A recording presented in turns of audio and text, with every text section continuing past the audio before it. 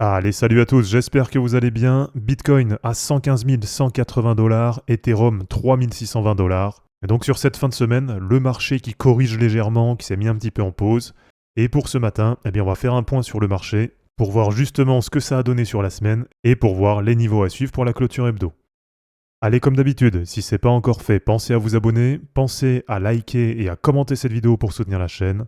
Et pour ceux qui veulent vraiment tout exploser sur le bull run en 2025, pour ça, vous avez juste à cliquer sur le lien Linktree en description et à rejoindre les différents groupes qui vont vous aider à bien booster vos gains cette année.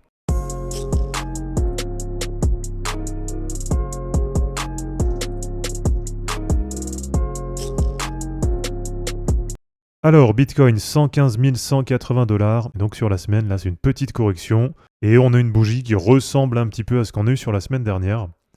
Alors même si pour l'instant, vous le voyez, ça reste quand même bien positif, on a Bitcoin qui reste bien sûr toujours bien au-dessus de toutes ses moyennes mobiles, avec d'ailleurs une moyenne mobile 7 hebdomadaire qui est à peu près vers 111 000 $. Donc ça va être un niveau à suivre là pour la fin de semaine. Sur Ishimoku, c'est pareil, ça reste bien positif. Et en premier niveau support, on peut avoir éventuellement la Tenkan Hebdo qui est à peu près vers 110 000 $. Et si je vous mets juste le nuage, là vous voyez que sur Bitcoin, sur de l'hebdo, ça reste vraiment super positif, avec Bitcoin qui est très largement au-dessus du nuage, et donc pour le moment qui reste très largement en dynamique haussière. Alors dans une des vidéos de la semaine, je vous avais montré que sur du daily, on commençait sur Bitcoin à avoir une divergence baissière de RSI. Donc on avait tout simplement de moins en moins d'acheteurs là qui étaient en train d'arriver. Donc forcément au bout d'un moment, ça fait qu'on a une petite correction au niveau du prix. Alors même si pour l'instant, voilà, je le répète, mais ça reste vraiment une petite correction. Là pour le moment, on reste bien au-dessus de tous les gros niveaux support.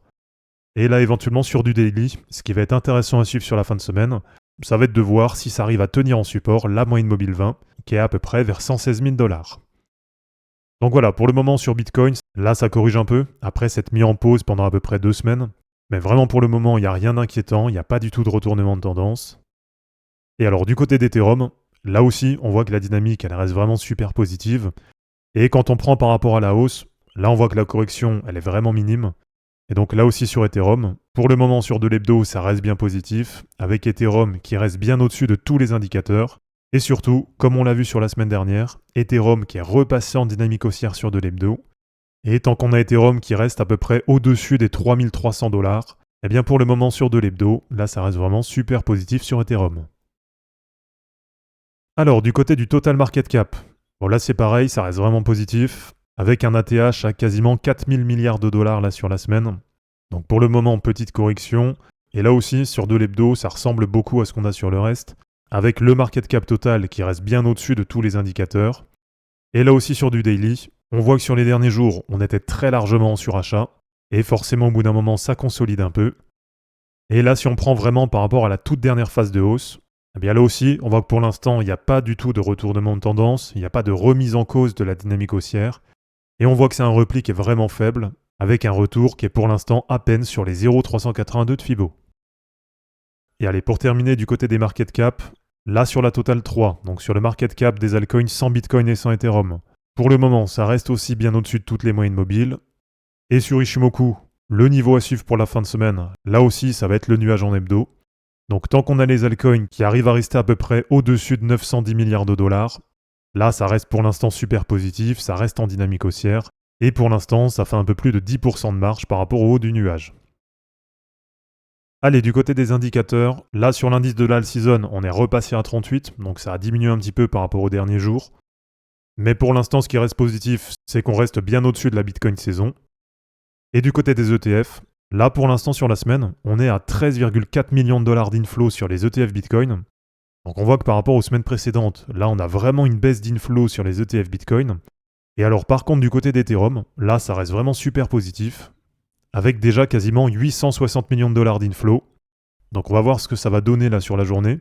Mais en tout cas, à part sur la semaine dernière où il y a eu plus de 2 milliards de dollars d'inflow sur Ethereum, mais là sinon c'est quand même bien parti pour être la deuxième meilleure semaine historique sur les ETF Ethereum. Alors ensuite du côté du dollar, là sur l'indice DXY, pour le moment ça reste bien positif, avec quand même une bonne correction là sur la semaine. Et si on prend du point haut de la semaine dernière jusqu'à peu près au niveau actuel, là ça fait du moins 1,5% sur le dollar. Donc là vraiment sur le dollar, ça continue à aller dans le bon sens. avec le dollar qui est toujours très largement en dynamique baissière, et qui est maintenant à 97,5 sur l'indice DXY, et pour le moment, le dollar qui est toujours en direction de la zone d'objectif que j'avais définie pour ce cycle, entre 95 et 90. Et allez, du côté des indicateurs de marché, là un point qui est vraiment super positif, c'est que du côté des stablecoins, là si on prend le market cap USDT plus USDC, eh bien on est actuellement sur un ATH avec 227,7 milliards de dollars. Et là si on prend juste sur l'année 2025, là on est quand même passé d'à peu près 180 milliards de dollars jusqu'à aujourd'hui 227 milliards de dollars. Et là c'est quand même positif, parce qu'en à peine 8 mois, ça nous fait quasiment 46 milliards de dollars de liquidités qui peuvent potentiellement et rapidement être investis sur le marché. Alors, un autre point qui est positif, et là je vais vous le montrer sur du mensuel, eh bien c'est du côté de la masse monétaire des principales zones économiques. Donc là, ça regroupe les États-Unis, l'Europe, la Chine, le Japon et l'Inde. Et donc là aussi, on est sur un ATH avec quasiment 436 000 milliards de dollars de liquidités. Et si on prend juste sur les US avec l'indice USM2, eh bien là c'est pareil, on est sur un ATH avec un peu plus de 22 000 milliards de dollars de liquidités. Donc voilà, vraiment ce qui est positif, c'est que sur les liquidités, au global, on est sur des ATH, et quand on prend juste sur les stablecoins, c'est pareil, on est sur des ATH, et donc tout ça, ça nous fait des potentielles liquidités qui vont pouvoir arriver sur les marchés, et forcément une partie qui ira sur les cryptos. Et allez, pour terminer, deux charts intéressantes, avec déjà Solana, qui est aujourd'hui à 177 $, et donc Solana qui a pas mal corrigé sur la semaine, et qui revient quasiment sur sa moyenne mobile 50 en hebdo, là c'est celle qui est en orange. Donc Solana aux alentours des 170-180 $. Là, une nouvelle fois, ça me paraît être un repli qui est assez intéressant. Et alors, si on passe sur du daily, voilà, ce niveau vers à peu près 170 $, là, ça va correspondre à peu près à la moyenne mobile 20 daily. Et Solana qui a déjà pris à peu près moins 14, moins 15% là sur les 3-4 derniers jours. Donc éventuellement, à peu près vers 170-180 $. Là, c'est vraiment des niveaux qui me paraissent intéressants. Et là, quand on descend encore, quand on vient par exemple sur du 1 heure, là, on voit que ça fait plusieurs fois qu'on a le RSI qui vient toucher la zone des 30. Et là, surtout, depuis hier, on voit qu'on a une divergence haussière de RSI qui est déjà bien marquée. Et donc, éventuellement, dans cette zone, peut-être un point bas sur Solana. Et donc, peut-être derrière, un retournement à la hausse, au moins à court terme.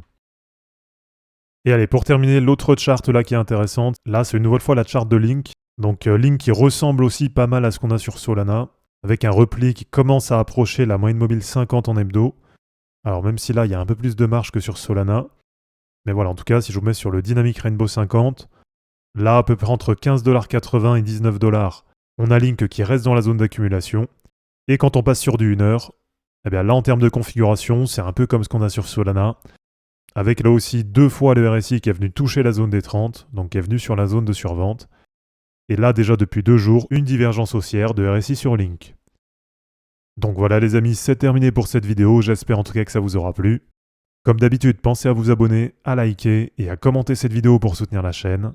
De mon côté, je vous mets tout ça en ligne et je vous dis à bientôt. Ciao!